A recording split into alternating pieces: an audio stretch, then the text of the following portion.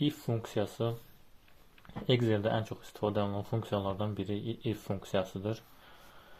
If funksiyasının mahiyyəti hər hansı bir şərt verilir və o şərtə əsasən bizdə müəyyən hesablamaların aparılmasını istəyir. Bu hesablamaların aparılmasını istəyir. Fərz elə ki, belə bir satış cədvəlimiz verilib və bizdən hər bir əməkdaş üçün bonusun hesablanmasını istəyir.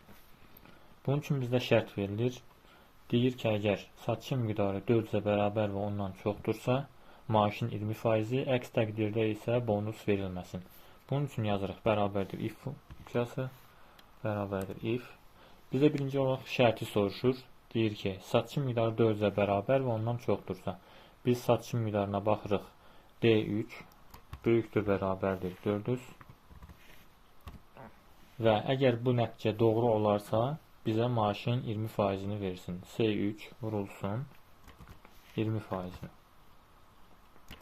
Əks təqdirdə isə, əgər bunların heç bir nəticə verməsə, yəni səhv olsa, bizə bonus verilməsin yazılsın. Bonus verilməsin.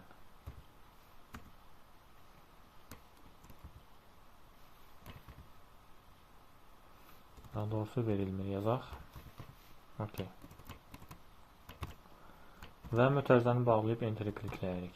Gördüyünüz kimi burada bizdə hesablama apardı və bonus bizə 220 manat qaytardı. Yəni biz baxırıq burada satışın miqdarı 516-dır, yəni 400-dən çoxdur. Bizə maaşın 20% hesablanıb verildi.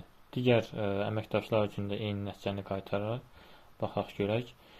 Biz burada Dəfnə Seyidovaya baxaq. Məsəl üçün satışın miqdarı bizdə 129-dur. Yəni Dəfnə Seyidova satışın miqdarını 129 eləyibdir və buna görə də ona bonus düşmür və bizdə burada qeyd olunur ki, xanada bonus verilmir.